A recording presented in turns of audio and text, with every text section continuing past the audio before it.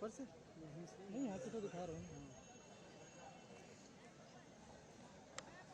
আমাদের মাঝে উপস্থিত হয়েছেন ভারতীয় জনতা পার্টির বরিষ্ঠ নেতা, ভারতবর্ষের যিনি প্রতিরক্ষা মন্ত্রী আদরণীয় শ্রী রাজনাথ সিং মহোদয়। মহোদয়কে আমরা হার্দিক স্বাগতম এবং ধন্যবাদ জানাই। আমি স্বাগত ভাষণ রাখার জন্য 4 বরজলা বিধানসভা কেন্দ্রের ভারতীয় জনতা পার্টির মনোনীত প্রার্থী ডক্টর দিলীপ কুমার দাস মহোদয়কে অনুরোধ রাখছি। নমস্কার সবাইকে। আজকে আমাদের 2023-এর নির্বাচনী সভা। এই সভায় উপস্থিত আছেন আমাদের ভারতের প্রতিরক্ষা মন্ত্রী শ্রী রাজনাথ সিং, ত্রিপুরার প্রিয় মুখ্যমন্ত্রী শ্রী মানিক সাহা, আরও উপস্থিত আছেন শ্রী বিজয় গুপ্তাজি, আছেন কৌশিক রায়জি, আছেন ডিস্ট্রিক্ট প্রেসিডেন্ট এবং নবেন্দু ভট্টাচার্য সহ আমাদের মন্ডল সভাপতি। বিগত বিধানসভা নির্বাচনে আপনারা আমাকে জয়ী করেছেন। আবার আমার পার্টি এবং কেন্দ্রীয় নেতৃত্ব দ্বিতীয়বারের জন্য আমাকে নির্বাচিত করেছে। আমি বিগত 5 বছর, তার মধ্যে যদিও বা কোভিডের জন্য 2.5 বছরের মতো নষ্ট হয়েছে, তাতে প্রায় 2-2.5 বছরে আমার এখানে যে কাজ করতে পেরেছি তার একটা রিপোর্ট কার্ড আমি রেডি করেছি, সেটা আপনাদের হাতেও পৌঁছে গেছে। বন্ধুগণ, আমাদের এই সরকার প্রচুর প্রত্যাশা নিয়ে এসেছে এবং প্রচুর কাজ করবে বলে এসেছে।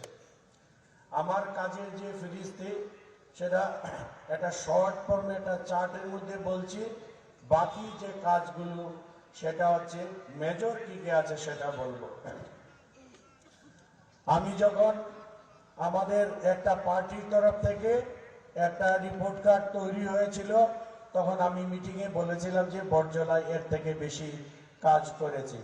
তখন আমাদের মহেন্দ্র সিংজি, মহেশ শর্মাজি এবং অন্যান্য নেতৃত্ব যারা ছিলেন তারা বলেছেন তাহলে তুমি তোমার রিপোর্ট কার্ড বানাও।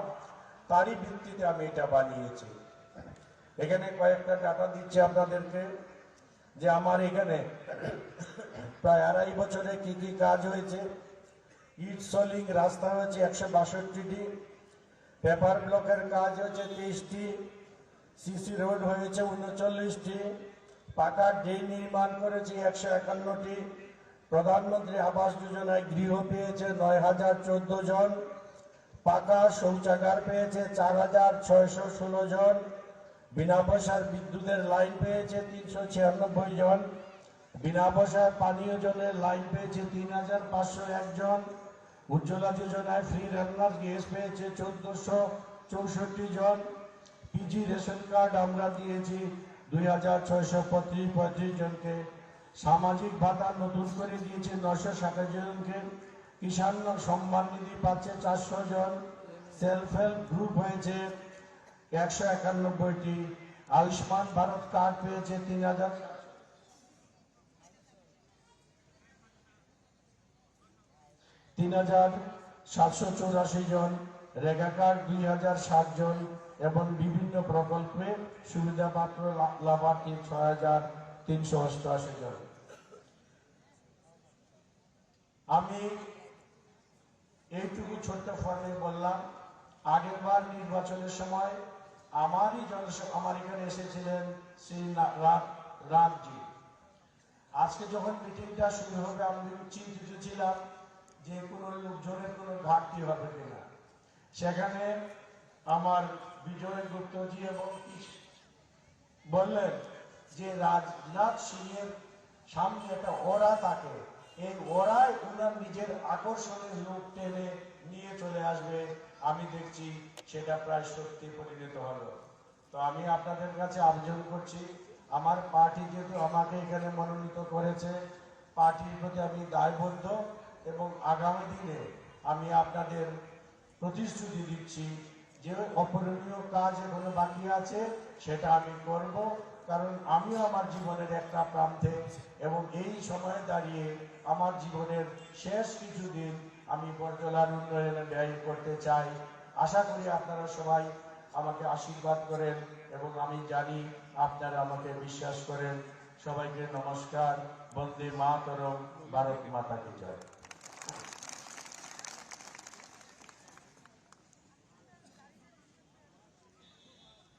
অসংখ্য ধন্যবাদ মাননীয় বিধায়ক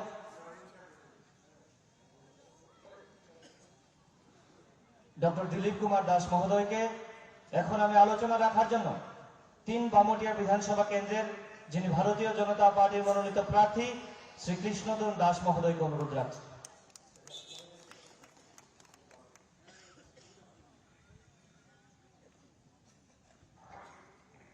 বড়জলাবাসী ভালো আছেন? এত নিস্তেজ কেন? এটা নির্বাচনী সভা, সবার মধ্যে একটা উচ্ছ্বাস উদ্যম থাকতে হবে। আপনারা সবাই ভালো আছেন তো? এবার কিছু বোঝা যায়। আমি আপনাদের প্রতিবেশী বিধানসভার বিধায়ক, বিশ্বের সর্ববৃহৎ রাজনৈতিক দল আমাকে দ্বিতীয়বারের জন্য মনোনীত করেছেন। আমার বিধানসভার কলিগ শ্রদ্ধেয় দাদা ডক্টর দিলীপ কুমার দাস আপনাদের এলাকার দ্বিতীয়বারের জন্য মনোনীত হয়েছেন, তাই তো নাকি? আপনারা চান তো ওনাকে পাশ করাতে নাকি? আপনারা এই মাঠের মধ্যে যারা আছেন প্রত্যেকে ভোট দিলে উনি পাশ হয়ে যাবে? পাশ হবে? পাশ হবে না। আপনারা বাড়ি বাড়ি যেতে হবে, বেশি কথা বলতে হবে না। আমি অনুরোধ করব আপনারা নিজের থেকে যা বলবেন তা বলবেন, কিন্তু আমার এই কথাটা একটু অনুরোধ করে বলছি, বলবেন। এই বিধানসভায় ডক্টর দিলীপ কুমার দাসকে আপনারা আপনার জীবনে কয়বার ভোট দিয়েছেন? কয়বার দিয়েছেন? একবার। এ রাজ্যে বিজেপি সরকার হয়েছে কয়বার? একবার। আপনাদের জীবনে ভোট, বিধানসভার ভোট দিয়েছেন কয়বার?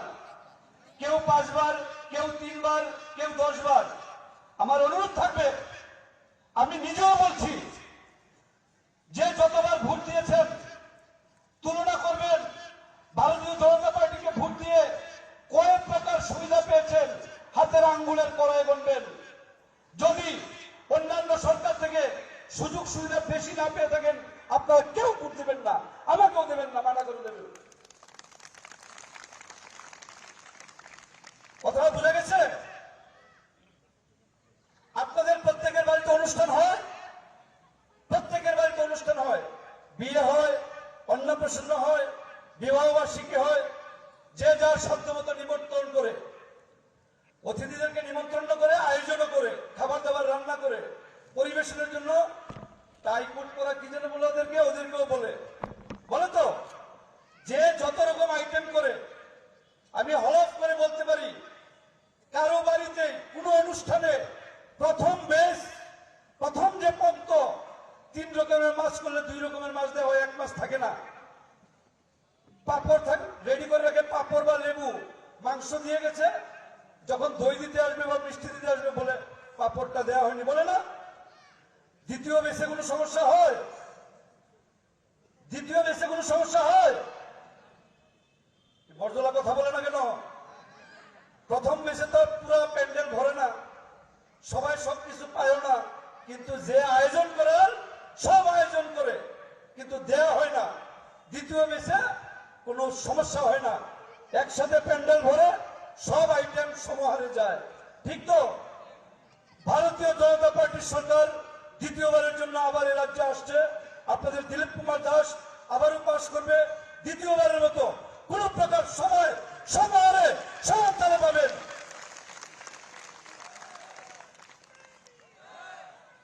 সময় খুব কম। মঞ্চে বিরাজমান আমাদের আদরণীয় ভারতবর্ষের পররাষ্ট্রমন্ত্রী রাজনাথ সিংজি, আমাদের আদরণীয় মুখ্যমন্ত্রী প্রফেসর ডক্টর মানিক সাহাজি আছেন, আসাম প্রদেশের সহসভাপতি বিজয় গুপ্তাজি, জেলা অধ্যক্ষ অসিত রায়জি। সবার সম্মানার্থে আপনাদের সবাইকে বলবো উঠে দাঁড়ানোর জন্য। স্ব চেয়ার থেকে একটু দাঁড়াবেন। আমাদের সনাতনী পন্থা অনুযায়ী স্বাগত বিজয় করার জন্য মায়েরা দিদিরা উলুধ্বনি দেন তো? উলুধ্বনি দেন না? জুহার জুহার। বলো ভারত মাতা কে, ভারত মাতা কে, BJP BJP, Narendra Modi Narendra Modi, JP Nadda JP Nadda, Rajnath Singh ji Rajnath Singh ji, professor doctor Manik Shah, professor doctor Manik Shah, doctor Dilip Kumar Das, doctor Dilip Kumar Das, Barjala Mandal, Barjala Mandal, Babujala Mandal, Hari ওম।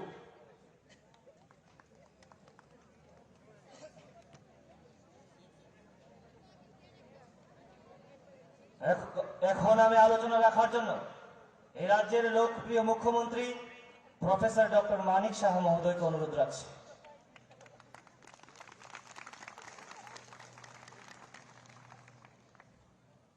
সবাইকে নমস্কার। বন্দে মাতরম, ভারত মাতা কি জয়। আজকের এই যে বিজয় সংকল্প জনসভা 4 বরজলাতে 2023 যে মিশন, সেই মিশনকে সামনে রেখে আজকে এখানে এই জনসভায় আমরা অত্যন্ত গর্বিত এবং আনন্দিত যে আমাদের যশস্বী honourable defence minister, former president Bharatiya Janata পার্টির এবং প্রাক্তন মুখ্যমন্ত্রী উত্তরপ্রদেশে, উনি সবাই ওনার পরিচিত মুখ, আমাদের পূজনীয় শ্রী রাজনাথ সিংজি উপস্থিত আছেন। এই বরজলা কেন্দ্রের যিনি আমাদের সবার প্রিয় বিধায়ক এবং এবার ভারতীয় জনতা পার্টির পক্ষ থেকে আবার ওনাকে মনোনয়ন দেওয়া হয়েছে, ডক্টর দিলীপ কুমার দাস, এবং পার্শ্ববর্তী যে আমাদের বামটিয়া বিধানসভা, সেই বিধানসভার মাননীয় বিধায়ক, এবং ওনাকেও এবার ভারতীয় জনতা পার্টির পক্ষ থেকে মনোনয়ন দেওয়া হয়েছে, শ্রী কৃষ্ণধন দাস মহোদয় এখানে উপস্থিত আছেন। আমাদের ত্রিপুরা প্রদেশ ভারতীয় জনতা পার্টির মাননীয় স্পোক্স পার্সন শ্রী নবেন্দ্র ভট্টাচার্য মহোদয়, শ্রী মুকুল রায়, আমাদের এই মণ্ডলের মাননীয় সভাপতি, আর সবার প্রিয় আমাদের সদর রুরাল ডিস্ট্রিক্টের মাননীয় সভাপতি শ্রী অসিত রায় মহোদয়, এবং আমাদের 2018 যিনি এখানে বারবার আমাদের এসেছিলেন ইনচার্জ হিসাবে এখানে উপস্থিত আছেন অর্গানাইজেশনে, শ্রী বিজয় কুমার গুপ্তা আসাম থেকে এসছেন। এখানে আরেকজন আমাদের বিধায়ক আছেন, মাননীয় বিধায়ক আসাম থেকে শ্রী কৌশিক রায় মহোদয়। এখানে অন্যান্য যারা বিশিষ্ট কার্যকর্তা এবং নেতৃবৃন্দরা আছেন, এবং আমার সামনে সমস্ত যারা প্রেস মিডিয়া বন্ধুরা আছেন, আর অত্র এলাকার এই বিধানসভা সমস্ত মা ও বোনেরা, সবাইকে আমি হার্দিক অভিনন্দন ও শুভেচ্ছা জানাচ্ছি। বন্ধুগণ, আপনারা জানেন ভারতীয় জনতা পার্টির 365 দিনের পার্টি। এখানে সারা 365 দিন ধরে কাজ করে, সারা বছর কাজ করে, একদিনের পরিযায়ী পার্টি না। এখানে আমি বারবার বলি, ইলেকশন আসবে, ইলেকশন যাবে। তা আমরা যেহেতু সবসময় মানুষের জন্য কাজ করি, তাহলে আমাদের তো কপালে চিন্তার ভাঁজ কেন আসবে?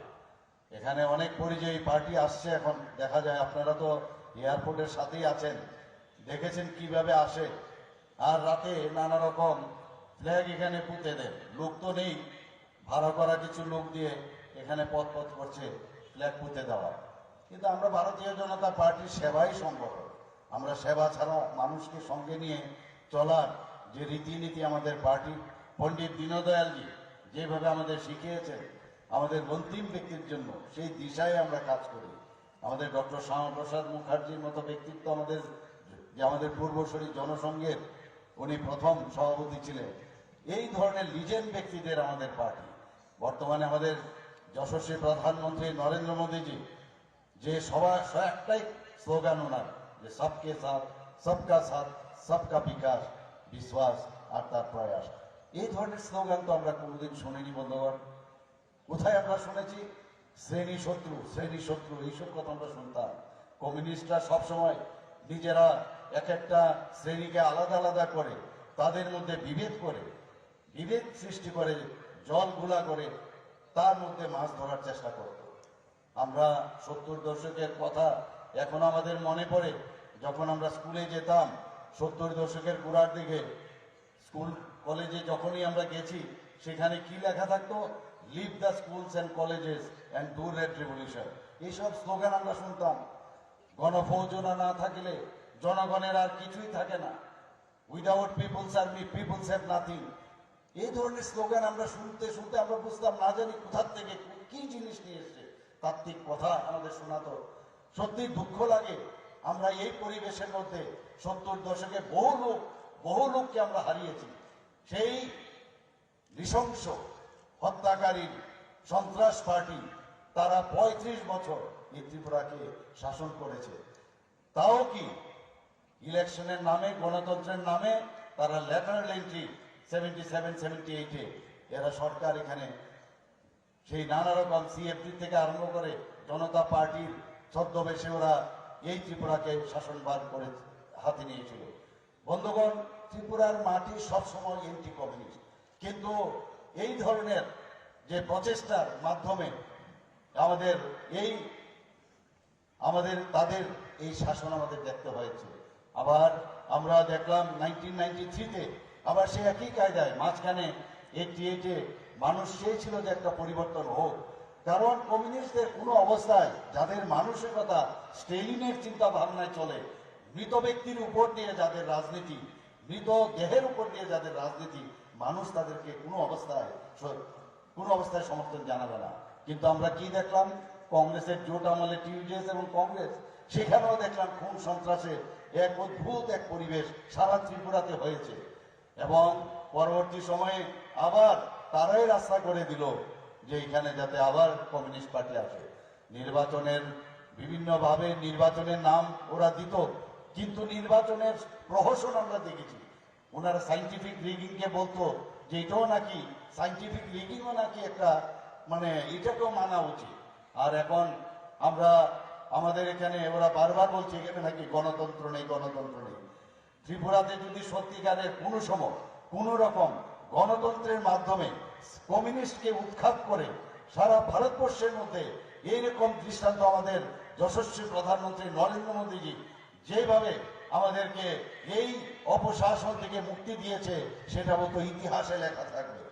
বন্ধুগণ, আমার কাছে দুটো জিনিস আমি সবসময় বলি। একটা হচ্ছে যে বর্তমানকে আমরা জানি, অতীতকে আমরা জানি, কিন্তু ভবিষ্যৎকে আমরা জানি না।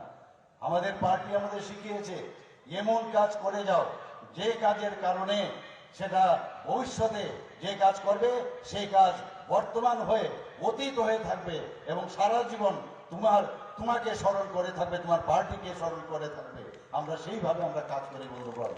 আমরা মানুষের জন্য কাজ করতে চাই, মানুষের মৌলিক যে চাহিদা সেগুলো পূরণ করার জন্য আমরা কাজ করি। আমাদের যশস্বী প্রধানমন্ত্রী এবং আমাদের শ্রদ্ধেয় রাজনাথ সিংজি থেকে আরম্ভ করে সমস্ত কেন্দ্রীয় নেতৃত্বরা, আমাদের অমিত শাহজি থেকে আরম্ভ করে সবাই এত পরিশ্রম করে সারা দিন মানুষের কথা চিন্তা করে, গরিব মানুষদের কিভাবে উন্নত মানের করা যায়, তাদেরকে কিভাবে তাদের আর্থিক মান উন্নয়ন করা যায় সেইভাবে চেষ্টা চলে। এখানে কৃষকদেরই বলুন, সেখানে গরিব মানুষদের কথাই বলুন, কৃষি ক্ষেত্রেই বলুন, খেলাধুলার ক্ষেত্রেই বলুন, এগ্রিকালচারের বিষয়ে বলুন, আপনি সব ক্ষেত্রে যাতায়াতের কথাই বলুন, সব দিকেই উন্নয়ন ছাড়া আর কোনো কথা নেই। দেশকে আজকে 75 বছর আমাদের দেশ স্বাধীন হয়েছে, আমরা এর মধ্যে আমরা দেখলাম দেশকে কিভাবে এগিয়ে নিয়ে যেতে হয় সেটা প্রধানমন্ত্রী নরেন্দ্র মোদীজি আমাদের দেখিয়েছেন। আমরা এতদিন ধরে কমিউনিস্টদের যে নাস্তিক, ওরা ভগবান বিশ্বাস করে না, একটা নাস্তিক পরিবেশ এতদিন ধরে এই ত্রিপুরার মধ্যে ওরা সেই সৃষ্টি করেছিল। পশ্চিমবঙ্গে আমরা দেখেছি ভগবান ওরা বিশ্বাসই করে না। সেই নাস্তিক থেকে আমরা এই ভারতীয় জনতা পার্টি আসার পর আমরা আস্তিক পরিবেশ আমরা তৈরি করেছি। একমাত্র সেটা সম্ভব হয়েছে ভারতীয় জনতা পার্টির নেতৃত্বাধীন এখানে সরকার থাকাতে। ওরা নিজেরা বলে যে আমরা ধর্ম বিশ্বাস করি না, ভগবান বিশ্বাস করি না, আর আমরা ভগবানকে বিশ্বাস করি।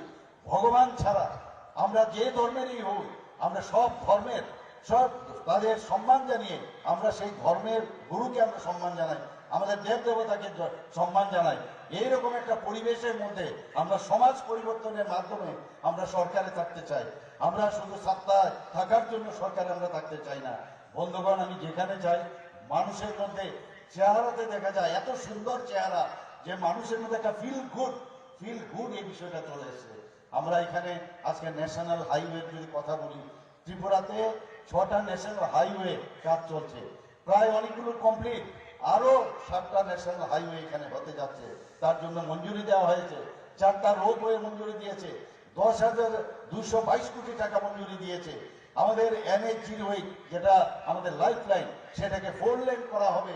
আমি যখন গুয়াহাটিতে গেলাম সেখানে বলার পর আমাদের কেন্দ্রীয় মন্ত্রী নীতিন গডকরিজি সাথে সাথে আমাদের প্রধানমন্ত্রী নরেন্দ্র মোদীজি যেটা বলেছেন অ্যাক্টিভ পলিসি, সেটাকে মাথায় রেখে উনি বললেন যে সেটা 4 লেন হবে। সেই আমাদের চোরাইবাড়ির থেকে আগরতলা পর্যন্ত আমাদের সেই 4 লেনের রাস্তা হয়ে যাবে। অদ্ভুত, আমরা যখনই আমাদের মাননীয় কেন্দ্রীয় মন্ত্রীদের কাছে আমরা যখনই যাই হাত খুলে আমাদের সাহায্য করে। রাজনাথজি আমাদের সামনে বসে আছেন, আমি কয়েকবার ওনার কাছে গেছি, বলেন যা বলবেন আপনারা আসুন, কি লাগবে। ত্রিপুরার জন্য আলাদা একটা চিন্তা ভাবনা এখানে আছে। আমরা যখনই যে কোনো, আমি কিছুদিন আগে আপনি দেখেছেন এভিয়েশন মিনিস্টারের কাছে গেছি, আমাদের যে আন্তর্জাতিক বিমানবন্দর সেটা হতে যাচ্ছে, প্রথম যে ফ্লাইট এখান থেকে বাংলাদেশ যাবে, চিটাগাং যাবে, সেটাও আপনারাই দেখবেন, আপনাদের ক্ষেত্র থেকে এখানে সেটা উঠবে। তো আন্তর্জাতিক মানের আমরা ক্রোকোডাইল টিয়ার আমরা দেখেছি, কুম্ভীরাস্ত্র আমরা দেখেছি। এতদিন মহারাজা বীর বিক্রম কিশোর, মানিক্য বাহাদুর, খালি ওরা বলতো কোনটা করে রেখেছিল মানিক্য ডাইনেস্টিকে। আমরা ওনাদের সম্মান দিয়েছি মানিক্য ডাইনেস্টিকে। উনার নামে প্রধানমন্ত্রী নরেন্দ্র মোদীজি এসে এই সিঙ্গারবিল এয়ারপোর্ট, পরে যেটা আগরতলা এয়ারপোর্ট হয়েছে, সেটাকে মহারাজা বীর বিক্রম কিশোর এয়ারপোর্ট নামে আর ইন্টারন্যাশনাল এয়ারপোর্ট নামে নামাঙ্কিত আমরা করেছি। বন্ধুগণ, আমরা আমাদের মধ্যে সবসময় আমরা চাই যে সমস্ত জনজাতিকে নিয়ে আমরা চলা, আমরা জনজাতিকে সম্মান দিই। আপনারা দেখেছেন 5জন পদ্মশ্রী, এর মধ্যে 2জন পেয়েছে কিছুদিন আগে। আমাদের প্রধানমন্ত্রী নরেন্দ্র মোদীজি যখনই এসছে 5জন জনজাতি আমাদের যারা বিভিন্ন ক্ষেত্রে নাম করেছে তাদেরকে পদ্মশ্রী উপাধি দিয়েছে। কে দিয়েছিল? এর আগে তো কোনোদিন জনজাতিদের চিন্তা করেনি। আজকে আমি যেটা এখানে আমরা প্রায় যে আমাদের যে কোনো জায়গায় আমরা যাই, আমরা বুনন শিল্পে তারা যেন উন্নত করতে হয়, যে আমরা গলায় যেটা পড়ি সেটা সব জায়গার মধ্যে আমরা তার উন্নতির জন্য আমরা কাজ করছি।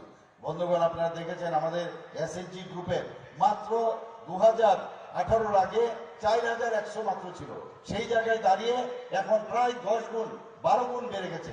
রিভলভিং ফান্ড আমরা দিচ্ছি, সেখানেও প্রায় 12 গুণ আমরা বেড়েছি। আমাদের মহিলাদের 33% ওনাদের জন্য আমরা সমস্ত যে সরকারি চাকরি হবে সেখানে আমরা তাদের সংরক্ষিত করে গেছি। ত্রিপুরাতে সমস্ত 8টা আমাদের ডিস্ট্রিক্ট আছে, 7টা ডিস্ট্রিক্টের মধ্যে মহিলাদের দ্বারা, সম্পূর্ণ মহিলা দ্বারা পরিচালিত আমরা যে স্টেশন, পুলিশ স্টেশন, সেগুলো আমরা করেছি। যতগুলো পুলিশ স্টেশন আছে তার মধ্যে মহিলাদের যাতে সুরক্ষিত থাকে তার জন্য আমরা মে আই হেল্প ইউ করে সেখানে আমরা হেল্প ডেস্ক আমরা তৈরি করেছি। আমরা চাই মহিলারা যেন আমাদের ত্রিপুরাতে সুরক্ষিত থাকে। বন্ধুগণ, আপনারা খুশি হবেন, ত্রিপুরাতে কোন পার্টি আজ পর্যন্ত 12 জন, এই বছর 12 জন মহিলাকে এবার মনোনীত প্রার্থী হিসাবে ভারতীয় জনতা পার্টির থেকে ঘোষণা দিয়েছে। বন্ধুগণ, এর জন্য একটা হাততালি তো নিশ্চয়ই হওয়া উচিত, বড় একটা হাততালি হওয়া উচিত। কোনোদিন আর কোনো পার্টি আজ পর্যন্ত ত্রিপুরাতে করেনি। আমরা বন্ধুগণ, এর মধ্যে সরকারি কর্মচারীদের কিভাবে ওদেরকে দাবিয়ে রাখা হয়েছিল, সেখানে আমরা 7th পে কমিশন আমরা আমাদের ভিশন ডকুমেন্টে বলেছিলাম, সেটা আমরা করেছি। এর মধ্যে দেখুন, আমার পূর্বসূরি আমাদের মাননীয় মুখ্যমন্ত্রী যিনি ছিলেন বিপ্লব কুমার দেব 3% দিয়ে উনি ঘোষণা করে গেছেন। আমি আসার পর সেখানে 5% আবার দিয়েছি। শুধু তাই না, এবার কিছুদিন আগে আমরা 12% দিয়েছি, অর্থাৎ 20% দিয়ে ঘোষণা করে দিই। বন্ধুগণ, আমরা মানুষের সাথে চলতে চাই। আর প্রধানমন্ত্রী নরেন্দ্র মোদীজি যেভাবে সরকার স্বচ্ছতার সাথে চালাচ্ছেন, স্ক্যাম নেই, কোথাও স্ক্যাম নেই।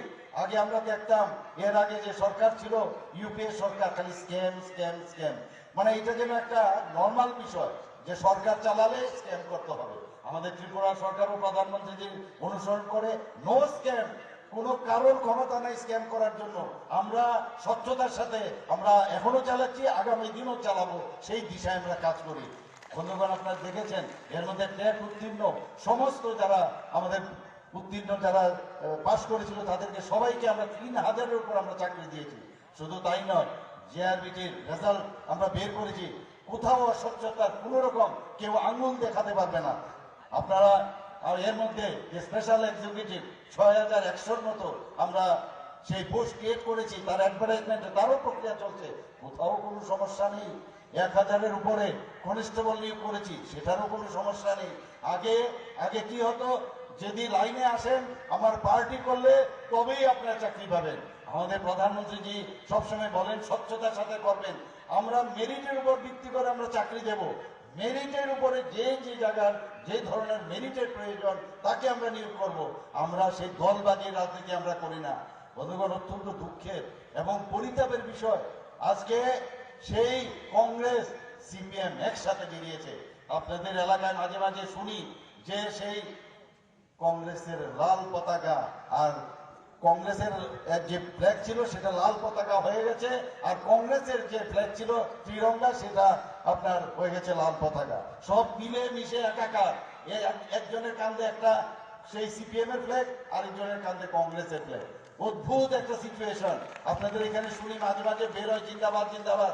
কালকে দেখলাম 10 জন লোক আসছিল। আমি বড় দুঃখ লাগলো যে ওদেরকে এই 2023-এর পর খুঁজেও পাবেন না, মাইক্রোস্কোপ লাগবে আমি নিশ্চিত। এখানে বরজলা কেন্দ্রে কোথাও আর সেই সিপিএম থাকবে না। বন্ধুগণ, আমাদের ডাবল ইঞ্জিনের সরকার। আমি এখনো সেই বন্ধুদের বলবো যে এখনো সময় আছে। সেই ডাবল ইঞ্জিনের সরকারের আমাদের যিনি চালক তিনি হচ্ছেন প্রধানমন্ত্রী নরেন্দ্র মোদীজি, এবং ত্রিপুরা সরকারের আমরা আরেকটা ইঞ্জিন, এবং তার বগিগুলো এখনো খালি আছে। আপনারা সময় আছে, দরজা খোলা আছে, তাড়াতাড়ি চলে আসুন, পরে কিন্তু দরজা বন্ধ হয়ে যাবে। এখানে এই কংগ্রেসের কয়েকজন বন্ধু আমি অদ্ভুত লাগে, ওরা ওই মাঝে মাঝে ফুটবল খেলে যখন ওদের প্রতি বছর চেঞ্জ হয় দেখবেন, ওই এক ক্লাবের থেকে আরেক ক্লাবে যাওয়া, এরা তো প্রতি বছরে দেখে নাম পরিবর্তন করে। আজকে তৃণমূল, কালকে কংগ্রেস, তারপরে বিভিন্ন নামে বিজেপি, তারপরে আবার কংগ্রেস, এইরকম সারা জীবন করে গেছে। কিন্তু উদ্দেশ্য নিজস্ব ব্যক্তি স্বার্থের জন্য এরা করছে। সত্যিই দুঃখ লাগে। আর রঙ্গভঙ্গির কথা বলে তো লাভই নেই। কালকে ওদের এক নেতাকে দেখলাম, সে ঢুল বাজাচ্ছে আর সামনে আমাদের ফটো নিয়ে নাচছে। আমি ওদেরকে বলবো এখনো যে আপনারা যে চোখ টিপে রাজনীতি করেন, অভিনয় করেন, চলে যান। কোথায় যাবেন? বোম্বেতে অনেক পোস্ট খালি আছে নাট্যকারদের, ওখানে গেলে তাড়াতাড়ি আপনারা চান্স পেয়ে যাবেন। হয়ে গেছে, এখানে আর হবে না, এখানে আর চলবে না এগুলো। বন্ধুগণ, আমি ওনাদের উদ্দেশ্যে বলবো, আপনারা কোন মুখে আপনারা এই যাদেরকে অত্যাচার করেছে, তাদেরকে ধর্ষণ করেছে, মা বোনদের যাদের বাড়িতে অগ্নিসংযোগ করেছে, নির্বাচন সন্ধান করেছে, খুন করেছে, তাদের বাড়িতে গিয়ে কি বলবেন? কাদের সাথে হাত মিলিয়েছেন আপনারা? অদ্ভুত এক সিচুয়েশন। আমাদের জন্য ভালো হয়েছে, মানুষ ওদেরকে পরিত্যাগ করবে সারা জীবনের জন্য। অনেক সাংবাদিক বন্ধু আমাকে জিজ্ঞেস করেন যে এই যে অ্যালায়েন্স হয়েছে, আমি তো বলি আনহোলি অ্যালায়েন্স, এবং আমাদের পথ মসৃণ হয়েছে, আমাদের খুব ভালো হয়েছে এদের এই অ্যালায়েন্স হয়েছে। বন্ধুগণ, আমরা শুধু এখানে ডেভেলপমেন্টের প্রতি কথা বলি, এরা এইসব নিয়ে ব্যস্ত আছে। আমাদের এখানে যে রেল গাড়ি, আমাদের রেল লাইন, ব্রড গেজের রেল লাইন সাবরুম পর্যন্ত পৌঁছে গেছে। আমাদের রেল লাইন সারা ভারতবর্ষের বিভিন্ন প্রদেশে যায়, আমরা এই নিয়ে ব্যস্ত। রাজধানী এক্সপ্রেস, কাঞ্চনজঙ্ঘা এক্সপ্রেস, এইসব নিয়ে ব্যস্ত, ওরা অ্যালায়েন্স নিয়ে ব্যস্ত। এখানে মোথা নামে আরেকটা পার্টি অদ্ভুত বলছে যে এখানে গ্রেটার ত্রিপুরা ল্যান্ড। আগে তো বলুন গ্রেটার ত্রিপুরা ল্যান্ডের বাউন্ডারিটা কোন জায়গায়? মানচিত্রটা নিয়ে আসুন আগে। কোথায় আপনি শেষ করবেন? একবার বলছেন বাংলাদেশে, একবার বলছেন আসামে, একবার বলছেন মিজোরামে। আমি জানি না এখানে আসাম থেকে আমার মাননীয় বিধায়ক এবং অন্যান্য বন্ধুরা এসছেন, আপনাদের এখানে জায়গা দেবেন? ওদেরকে জায়গা দেবেন? অদ্ভুত এক পরিস্থিতি সৃষ্টি করে মানুষকে ভুল বুঝে, আমাদের জনজাতি যারা মা বোনেরা আছেন তাদেরকে ভুল বুঝে প্রতি 5 বছর অন্তর অন্তর এই লোকাল পার্টির উদ্ভব হয়। আমি এখনো বলছি যে ত্রিপুরাতে কোনো অবস্থায় গ্রেটার ত্রিপুরাল্যান্ড আমরা মানছি না, মানবো না, কোনোদিন হতে দেবো না। শুধু মুখের এই বাসে আজকেই শেষ, আর হবে না, আর বেশি দিন নাই বন্ধুগণ। ভারতীয় জনতা পার্টির পতাকা তলে সবার আসতে হবে। আমাদের কাছে অনেক নেতা আমাদের দলে এসেছিল, চলে গেছে, এখন আবার আসছে। আস্তে আস্তে করে সমস্ত ফ্ল্যাগ দেখবেন পড়ে আছে নিচে, আর ঝান্ডা উঁচা रहेगा किसका? ভারতীয় জনতা পার্টির এই পদ্ম ফুলের এই ফ্ল্যাগ এখানে উঠবে। এবং আমি নিশ্চিত যে আগামী দিন যে ইলেকশন, আমাদের সাধারণ বিধানসভার যে ইলেকশন হচ্ছে, এখানে দুজন এখানে যার জন্য বিশেষ করে আজকের এই এখানে নির্বাচনী সভা, আমাদের ডক্টর দিলীপ কুমার দাস, আমার বিশেষ বন্ধু, একজন বিশিষ্ট স্ত্রীরোগ বিশেষজ্ঞ, gynaecologist, associate professor Tripura medical কলেজে ছিলেন, আমরা একসাথে কাজ করেছি।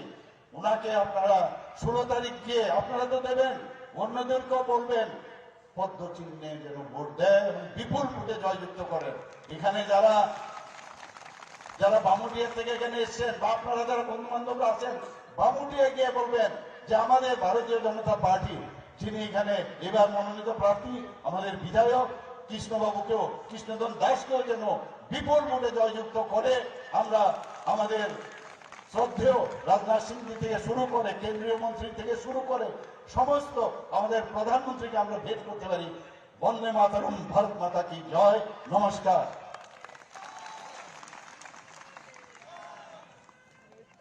অসংখ্য ধন্যবাদ এই রাজ্যের মাননীয় মুখ্যমন্ত্রী প্রফেসর ডক্টর মানিক সাহা মহোদয়কে। একটি বিশেষ সংবাদ রয়েছে। আপনারা সকলে জানেন সিপিআইএম এবং কংগ্রেসের যে অশুভ জোট, এই জোটকে মেনে নিতে পারেননি দুজন বরিষ্ঠ কংগ্রেস নেতা। একজন হলো দিলীপ কুমার ঘোষ, আরেকজন শ্রী সুশীল রায়। উনি আজ কংগ্রেসের সমস্ত পদ থেকে এবং কংগ্রেস থেকে ত্যাগ করে ভারতের প্রতিরক্ষা মন্ত্রী আদরণীয় শ্রী রাজনাথ সিংজির হাত ধরে ভারতীয় জনতা পার্টিতে যোগদান করছেন। দিলীপ কুমার ঘোষ 1984 সালে এনএসইউ এর সভাপতি ছিলেন, 1986 সালে জেনারেল সেক্রেটারি ছিলেন ইয়ুথ কংগ্রেসের, এবং 1995 সালে ইয়ুথ কংগ্রেস অবজারভার ছিলেন মিজোরামের, প্রদেশ কংগ্রেস কমিটির সদস্য, প্রদেশ কংগ্রেস কমিটির ওবিসি চেয়ারম্যান, এবং 2018 সালে মোহনপুর থেকে কংগ্রেসের ক্যান্ডিডেট ছিলেন সে দিলীপ কুমার ঘোষ। আজ বিশ্বের সর্ববৃহৎ রাজনৈতিক দল ভারতীয় জনতা পার্টিতে সামিল হচ্ছেন। আরেকজন শ্রী সুশীল রায়, রিটায়ার্ড টিচার এবং একনিষ্ঠ কংগ্রেস কার্যকর্তা এবং একজন সমাজসেবী, উনিও এই কংগ্রেস সিপিএম এর যে অশুভ জোট, এই জোটকে প্রত্যাখ্যান করেছেন এবং দেশের যশস্বী প্রধানমন্ত্রী শ্রী নরেন্দ্র মোদীজির যে উন্নয়ন, এই উন্নয়ন উনি সামিল হচ্ছেন। উনি আজ বিজেপিতে যোগদান করছেন। ওনাকে আমরা ভারতীয় জনতা পার্টির পরিবারের পক্ষ থেকে হার্দিক স্বাগতম এবং ওয়েলকাম জানাচ্ছি। আমি আজকের যিনি প্রধান বক্তা তথা ভারতবর্ষের যিনি প্রতিরক্ষা মন্ত্রী এবং ভারতীয় জনতা পার্টির যিনি পূর্ব রাষ্ট্রীয় অধ্যক্ষ শ্রী রাজনাথ সিং জি মহোদয়কে আহ্বান রাখবো আপনাদের সকলকে সম্বোধন করার জন্য।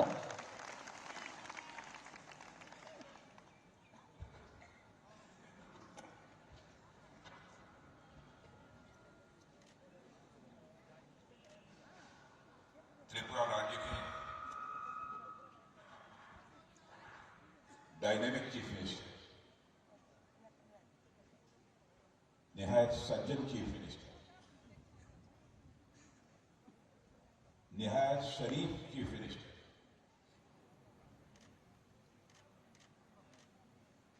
और जो कहते हैं वो करने वाले chief minister,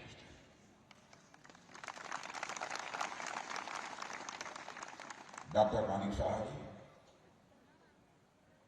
doctor Dilip Das ji, जो आपके विधायक भी रहे हैं और इस बार भी आपके प्रत्याशी हैं, श्री कृष्णधन दास जी MLA, कृष्णधन दास जी का आज बोलने का जो मैं तरीका देखा, पहली बार किसी प्रत्याशी को इस तरीके से बोलने का और जनता को संबोधित करने का तौर तरीका देखा है। नवेंदु भट्टाचार्य, श्री मुकुल राय, श्री असित राय, श्री विजय कुमार गुप्ता, श्री कुशिन राय MLA असम, और इस सभा में मौजूद मेरे सभी सम्मानित बहनों एवं भाइयों, मैं कल से इस त्रिपुरा में मेरा पहली बार आना नहीं हुआ है, बल्कि पिछले 20 वर्षों से लगातार मैं त्रिपुरा में आ रहा हूं। त्रिपुरा के सभी अधिकांश क्षेत्रों में जाना मेरा हुआ है, लेकिन भारतीय जनता पार्टी की सरकार बनने के बाद जब मैं त्रिपुरा आया, यह त्रिपुरा मुझे कुछ बदला सा लगता है। आज के कई वर्षों पहले जब मैं त्रिपुरा में आया था, ग्रामीण क्षेत्रों में चले जाइए तो लोगों को बिजली नहीं मिलती थी, गांव में यदि बिजली थी तो लोगों के घरों में बिजली नहीं थी, सड़कें थी टूटी फूटी थी, कहीं सड़कों में गड्ढे तो कहीं ऐसा भी लगता था कि गड्ढों में सड़कें। अजीबोगरीब हालात थे। बिजली के बारे में गांव की बात तो छोड़िए, अगरतला में भी बिजली कभी आती थी कभी चली जाती थी। वह त्रिपुरा भी मैंने देखा है। और कल जब मैं त्रिपुरा की सड़कों से मैं गुजर रहा था, डॉक्टर मानिक शाह जी भी हमारे साथ थे। यहां की सफाई, यहां के सड़कों को देखने के बाद मैंने कहा कि मानिक शाह जी, त्रिपुरा मुझे अब बदला बदला सा लग रहा है, लगता है कोई अच्छी गवर्नमेंट अब त्रिपुरा में आ गई है।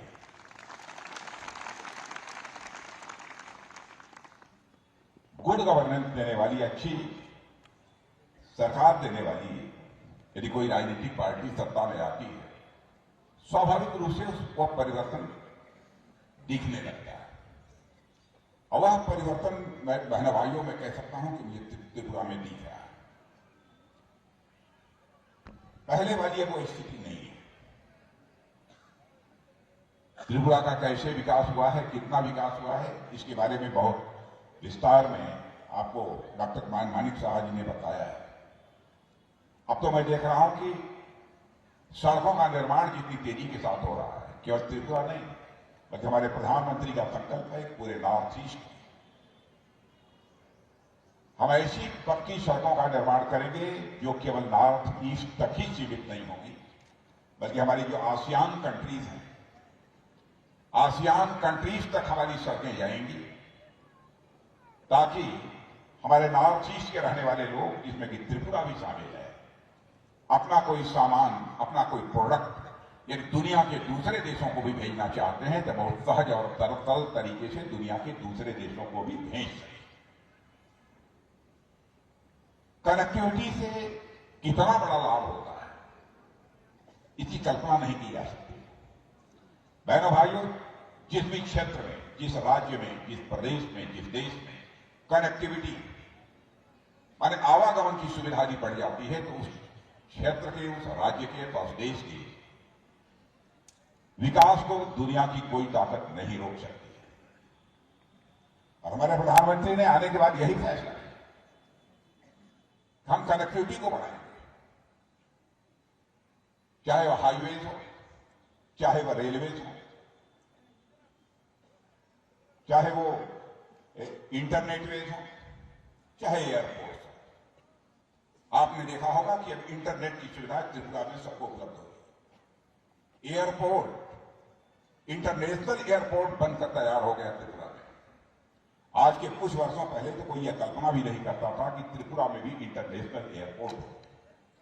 अब यहां से आप कहीं भी जा सकते हैं, ऐसी मुकम्मल व्यवस्था हो गई। हमारे प्रधानमंत्री ने तो कहा था कि सचमुच हीरा इस नॉर्थ ईस्ट को मिला है। हीरा मतलब HIRA, यस से हाईवे, आई से इंटरनेट वे, आर से रोडवे और रेलवे, और ए से एयर। नॉर्थ ईस्ट को ये हीरा मिल गया है, ये हमारे प्रधानमंत्री ने कहा। और बहनों भाइयों, वह भी मैंने त्रिपुरा देखा है जबकि उग्रवाद, आतंकवाद के कारण एक दहशत का माहौल था। शाम को 5, साढ़े 5, 6 बजे लोग अपने घरों में दुबक जाते थे। इस त्रिपुरा के कुछ क्षेत्रों में जाकर वह समय भी हमने देखा है। लेकिन आज कोई भी माता लाल यानी किसी के ऊपर हाथ उठाने की कोशिश करेगा अथवा उग्रवाद को बढ़ावा देने की कोशिश करेगा, तब उसका स्थान उसका घर नहीं होगा बल्कि अब सरकार की जेल होगी। ऐसी सरकार इस समय हिंसा को, उग्रवाद को, आतंकवाद को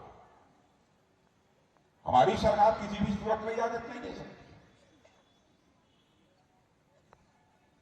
किसी भी राज्य अथवा किसी देश के विकास की पहली शर्त होती है उस राज्य अथवा देश में सुरक्षा व्यवस्था चाक चौबंद होना, लॉ एंड ऑर्डर की सिचुएशन का दुरुस्त होना, कानून और व्यवस्था के हालात का ठीक होना। और जितनी मुझे जानकारी है मैं कह सकता हूं कि त्रिपुरा में कानून और व्यवस्था के हालात पहले से बहनों भाइयों बेहतर है। और मैं याद दिलाना चाहता हूं कि 2018 में हम लोगों ने नारा दिया था, चलो पलटाई। कल मुझसे एक प्रेस के मित्र पूछ रहे थे कि साहब 2018 में आप लोगों ने नारा दिया था चलो पलटाई, तो त्रिपुरा की जनता ने तो उस समय की सीपीएम सरकार को पलट दिया, आपकी सरकार बना दी। इस बार यदि आपको नारा देना होगा तो आप क्या दें? तो मैंने कहा कि 2018 में हमने नारा दिया था चलो पलटाई, तो त्रिपुरा की जनता ने सीपीएम की सरकार को पलट दिया, भारतीय जनता पार्टी की सरकार को बना दिया।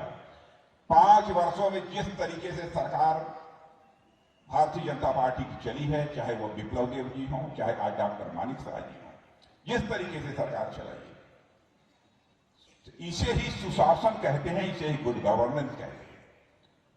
तो मैंने कहा उस समय नारा दिया था चलो पलटाई, आज मैं नारा दे रहा हूं चलो सुशासन को मजबूत बनाइए और अधिक बेहतर गुड गवर्नेंस कैसे हो सकता है, इस संकल्प को लेकर हम लोगों को आगे बढ़ने की जरूरत है। और डॉक्टर मानिक शाह जैसा मुख्यमंत्री, विप्लव दास ने भी बहुत अच्छा काम किया था। इसीलिए पार्टी ने फैसला किया कि विप्लव दास यंग हैं, डायनेमिक हैं, चीफ मिनिस्टर के रूप में काम करके उन्होंने दिखा दिया है कि कैसे सरकार चलाई जाती है। और भारतीय जनता पार्टी इतनी बड़ी पार्टी है, उसमें बराबर नए यंग ब्लड की, नौजवानों की जरूरत पड़ती है देश में। अब भाई तुम चलो केंद्र में, अब यहां की जिम्मेदारी डॉक्टर मानिक शाह जी संभालेंगे।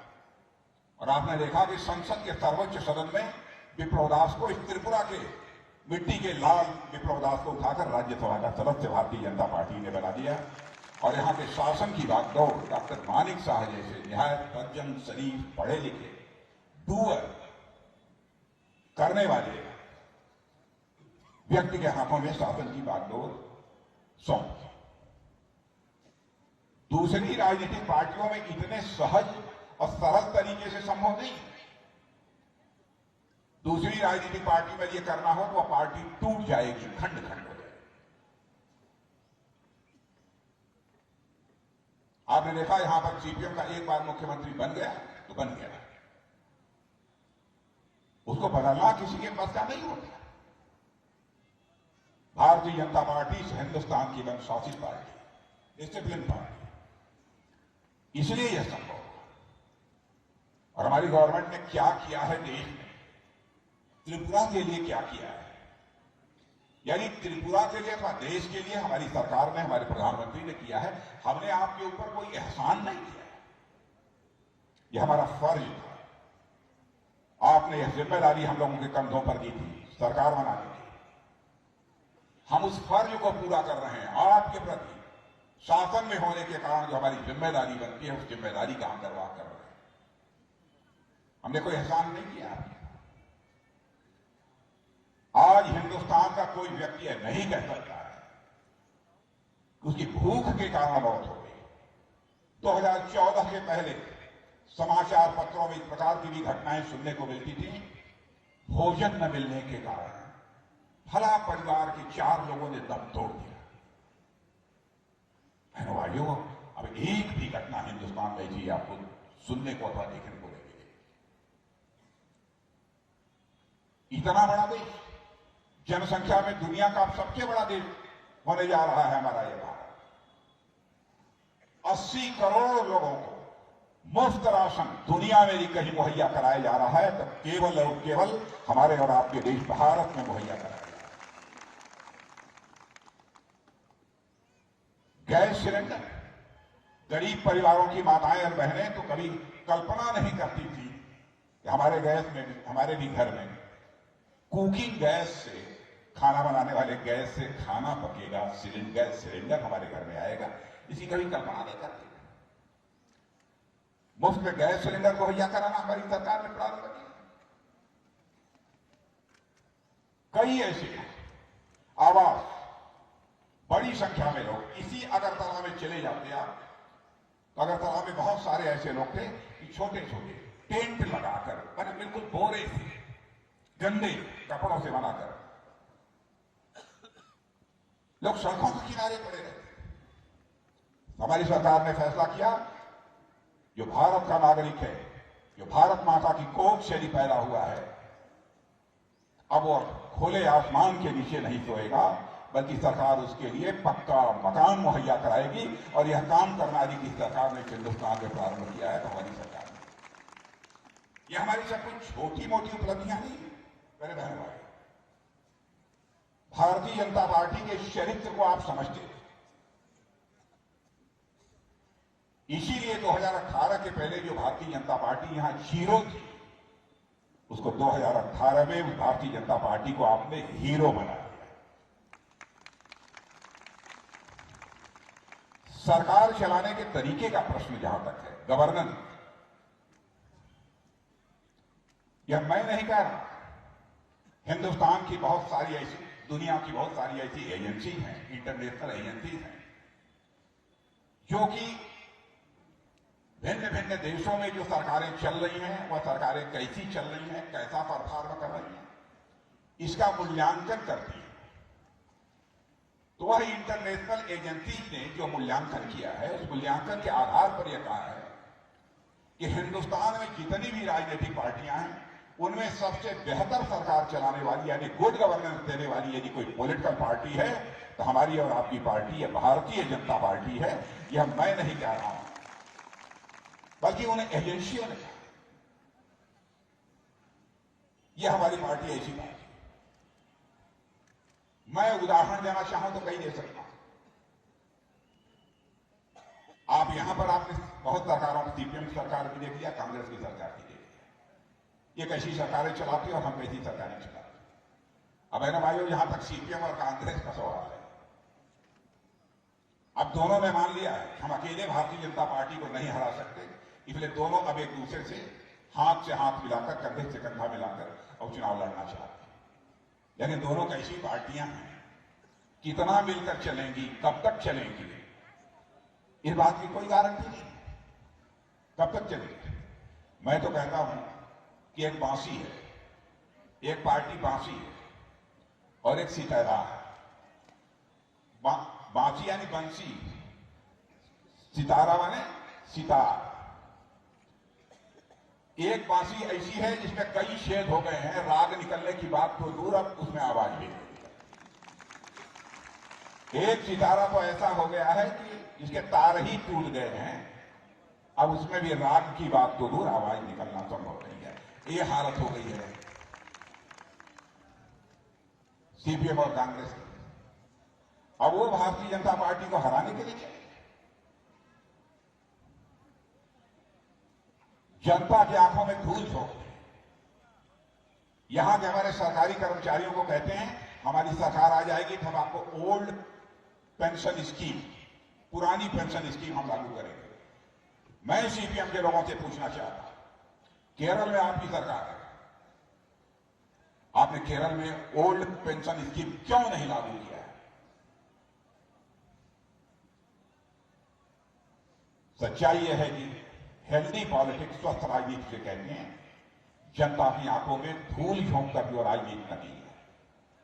और बहनों भाइयों, स्वस्थ राजनीति वह होती है जो कि जनता में की आंखों में धूल झोंक कर नहीं की जानी चाहिए, बल्कि जनता की आंखों में आंख डालकर राजनीति जो की जाती है वही जो है हेल्दी पॉलिटिक्स होती है, वही स्वस्थ राजनीति होती है, वही राजनीति की जानी चाहिए। आज तमाशा बना दिया है। इसलिए मैं आप सभी लोगों से अपील करने आया हूं कि हमारी पार्टी केंद्र में काम कर रही है, उसके भी कामकाज को देखा है। सारी दुनिया में भारत की प्रतिष्ठा बढ़ी है, भारत की इज्जत सारी दुनिया में बढ़ी। पहले भारत को लोग मानते थे भारत का प्योर देश है। सारी दुनिया यह मानती है कि भारत अब दुनिया का ताकतवर देश बन चुका है। सारी दुनिया मानती है। आपने देखा पाकिस्तान के कुछ आतंकवादी भारत में घुस आए, हमारे सेना के जवानों पर छुपकर कायराना हमला किया, हमारे कुछ जवान शहीद हुए। उसके बाद हमारे प्रधानमंत्री ने हम 2-3 लोगों को बुलाकर मिनटों में फैसला कर दिया, और उसके बाद हमारे सेना के जवान पाकिस्तान की धरती पर जाकर आतंकवादियों का सफाया करने में पूरी तरह से कामयाब रहे। और हमने सारे विश्व को संदेश दे दिया, सारे विश्व को संदेश दे दिया कि हमारे अंदर इतनी ताकत है कि हम इस पार भी मार सकते हैं, और जरूरत पड़ी तो हम उस पार भी जाकर मार सकते हैं। यह भारत के अंदर है।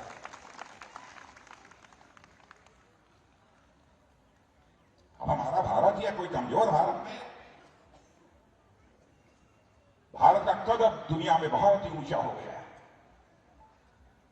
रूस और यूक्रेन की लड़ाई चल रही है, आपको जानकर आश्चर्य होगा।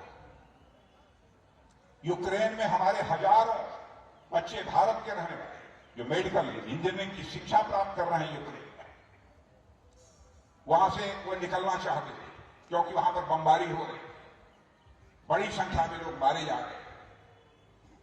और यहां जो उनके माता पिता थे भारत में, वो कहते थे प्रधानमंत्री जी जल्दी से हमारे बच्चों को यूक्रेन से बाहर निकालिए।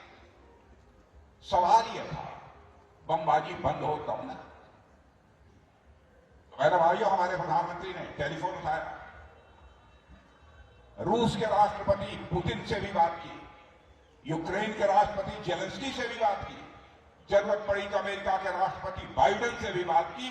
4.5 घंटे के लिए युद्ध रुक गया और हमारे लगभग 22-23 हजार यहां के नौजवान यूक्रेन से आए।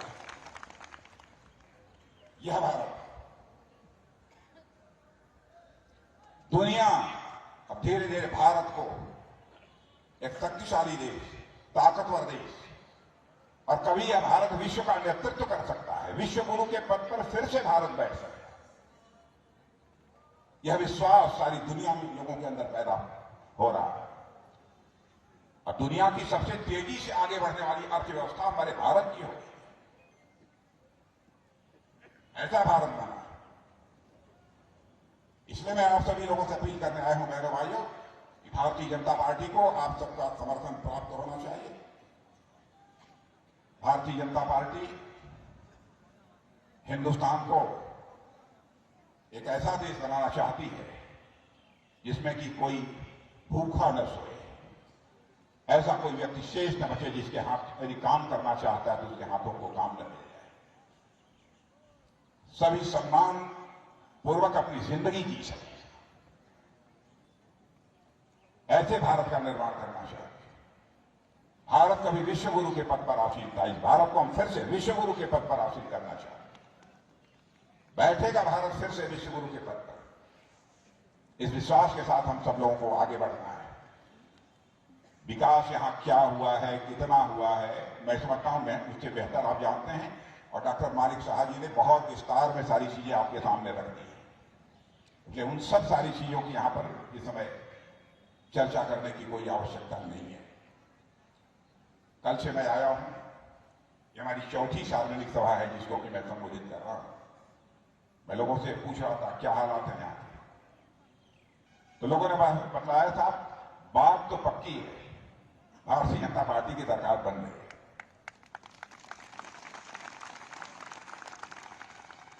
कुछ अपने प्रेस के मित्रों से भी पूछा वो लोग भी रहते हैं। क्या साहब चिंता मत करिए, दुविधा नहीं है, भारतीय जनता पार्टी की सरकार बन रही है, पक्का है। मैंने कहा कितना मिलेगा? कहा इतना मानकर चलिए कि पिछली बार जितना मिला था उससे कहीं ज्यादा मिलने जा रहा है।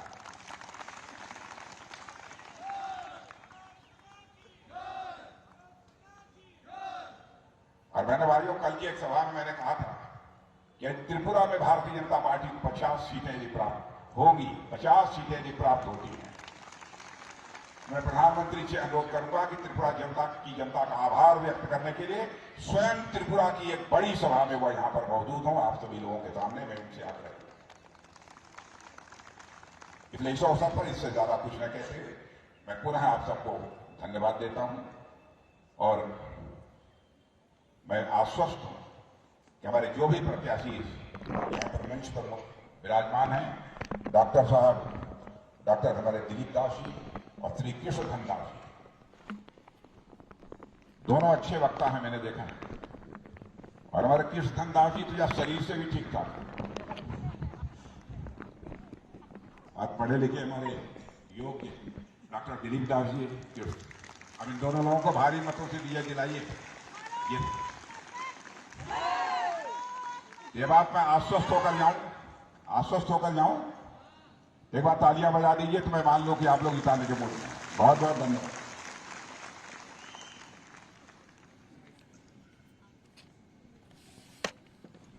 भारत माता की, भारत माता की, भारत माता की। बीजेपी, बीजेपी, बीजेपी, वंदे वंदे वंदे। राजनाथ सिंह जी जिंदाबाद, राजनाथ सिंह जी जिंदाबाद, राजनाथ सिंह जिंदाबाद, मानिक शाह जिंदाबाद, मानिक शाह जिंदाबाद, मानिक शाह जिंदाबाद।